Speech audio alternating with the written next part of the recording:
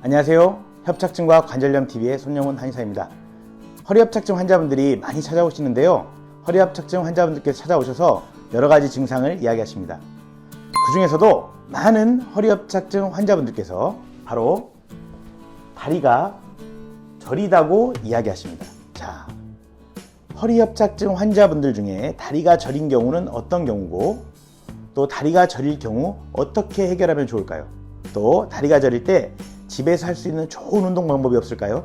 자, 오늘은 다리가 저리는 허리협착증의 모든 것을 말씀드리도록 하겠습니다. 우선 허리협착증의 증상들을 살펴보겠습니다. 허리협착증은 크게 세 가지 증상이 있다고 생각합니다. 어떤 분들은 허리에만 통증이 있을 수 있어요. 또 어떤 분들은 방금 오늘의 주제인 다리가 저릴 수 있습니다.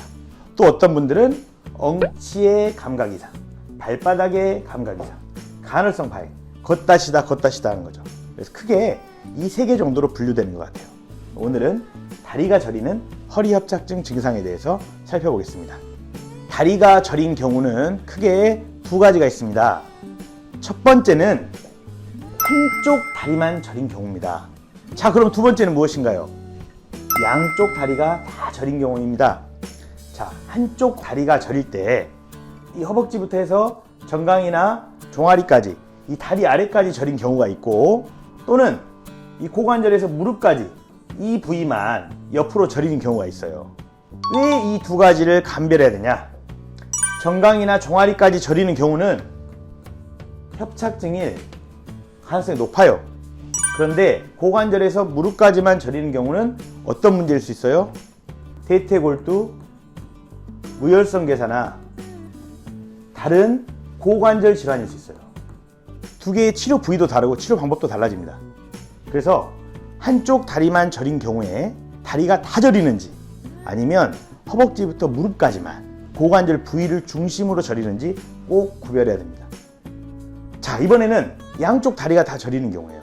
양쪽 다리가 저리는 경우에는 언제 저림이 심해지는가에 차이가 있습니다. 내가 오래 걸으면 저림이 심해져. 오래 걸으면. 그럼 뭘 가능성이 높겠어요? 당연히 허리협착증일 가능성이 높겠죠. 그런데 나는 걸을 때는 별로 저리지도 않아. 아무 이상도 없어요. 그런데 언제? 밤에 누워있으면, 밤에 자려고 누워있으면 저려요. 그럼 뭘 가능성이 있어요?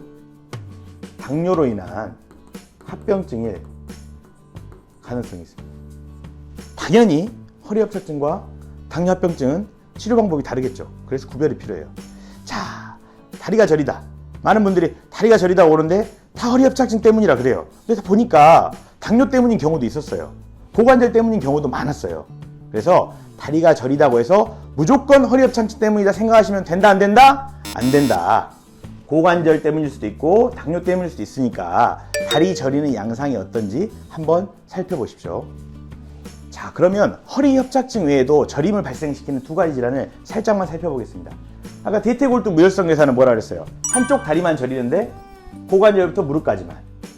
허리협착증이 고관절부터 발까지 저린다고 하면 고관절부터 무릎까지만 저리는 경우 대퇴골두 무혈성 괴사할 수 있습니다. 대퇴골두 무혈성 괴사는 고관절로 혈액이 안 가가지고 뼈가 괴사되는 질환이에요. 그래서 고관절에 극심한 통증, 저림, 다리 힘 빠짐이 발생하는데 이런 것들이 허리협착증으로 오해될 수 있다. 그런데 고관절에서 무릎까지 나타나는 경우가 많다. 이 질환을 이해가시죠? 자, 당뇨 발저림. 당뇨가 오래되면 합병증이 오는데요. 합병증은 결국 무슨 병이에요? 혈관병이에요. 혈관병. 말초혈관이 좁아지고 말초혈관에 장애가 생기는 거예요. 그러면 어때요? 발끝으로 혈액순환이 안 되는 거죠. 그래서 발끝이 저리게 됩니다.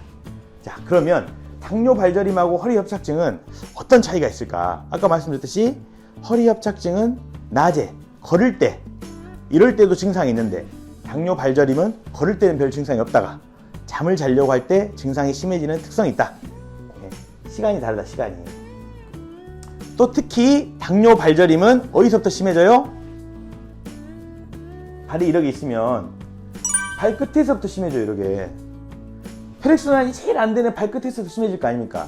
근데 허리협착증은 위에서부터도 이렇게 증상이 나타날 수 있는 거예요. 그래서 시간이나 부위, 저림의 부위를 통해서 구별할 수 있다. 특히나 내가 당뇨를 앓은 지 오래됐고 당뇨 약을 먹은 지 오래됐다면 나의 현재의 저림이 양쪽에 나타나고 있다면 허리협착증이 아니라 당뇨 때문일 수 있다. 이럴 때는 당뇨에 대한 치료를 해야 된다. 이렇게 생각하시면 되겠습니다. 자, 그렇다면 오늘의 핵심인 저림이 있는 허리협착증, 즉 허리협착증 환자 중에서 저림이 있는 경우, 이 저림을 어떻게 해결할 거냐. 허리협착증의 저림은 척추에서 신경과 혈관이 나오죠. 그래서 신경과 혈관이 나오는 이 부위에서 유착이 생겨요. 그래서 신경과 혈관을 꽉 눌러버려요. 그럼 혈액이 잘 안 가니까 저리겠죠. 그래서 신경과 혈관이 나오는 부위, 바로 척추에서 신경과 혈관이 나오는 이 부위에 뭐를? 유착을 해결해야 된다. 뭘로? 끝에 미세한 칼날이 달린 도침. 일반 침은 끝이 바늘 모양으로 생겨서 자극을 하기 좋은데, 도침은 미세한 날이 있어가지고 유착을 방리하기 좋다. 그래서 도침을 통해서 유착을 해결해 준다. 또 발끝까지 혈류순환이 잘 되도록 어떤 거? 사물탕이나 육리지황단 같은 혈액순환을 촉진시킬 수 있는 한약 처방을 함께 해주면 좋습니다. 그래서 저희들은 이렇게 치료하고 있습니다. 자, 집에서 할 수 있는 좋은 방법 알려드릴게요. 바로 발끝입니다. 발이 저리는 허리협착증 환자분들은 이것을 꼭 하셔야 됩니다. 꼭 하셔야 됩니다. 누운 상태에서 발의 뒤꿈치는 붙이고, 발의 뒤꿈치는 붙이고 앞을 톡톡 치는 거예요. 근데 이게 처음에 하면 잘 안 쳐져요. 하는 신용만 하시면 돼요. 신용만. 그러다 보면 점점 쳐지게 돼 있어요. 발끝을 치게 되면 무슨 일이 일어나냐? 혈액이 발끝까지 내려오게 됩니다. 자, 허리협착증의 저림의 핵심은 뭐냐면 유착이라든가 혈액순환 장애에 의해서 혈액이 안 가는 거예요. 혈액이 안 가는 거예요. 근데 자기 전에 발끝치기를 함으로써 발끝까지 혈액을 보내줄 수 있으면 저림 증상이 완화될 수 있다는 거죠. 자, 발끝치기 어떻게 하냐? 수면 전에, 자기 전에 하는 게 가장 좋습니다. 반드시 누워서 몇 개? 300개 이상 하십니다. 어떤 분들은 1000개도 하시더라고요. 그래서 자기 전에 300개를 하는데 몇 분 걸리냐? 무려 3분밖에 안 걸립니다. 그래서 아주 간편하면서 효과적인 방법입니다. 그래서 자기 전에 발끝치기 꼭 하십시오.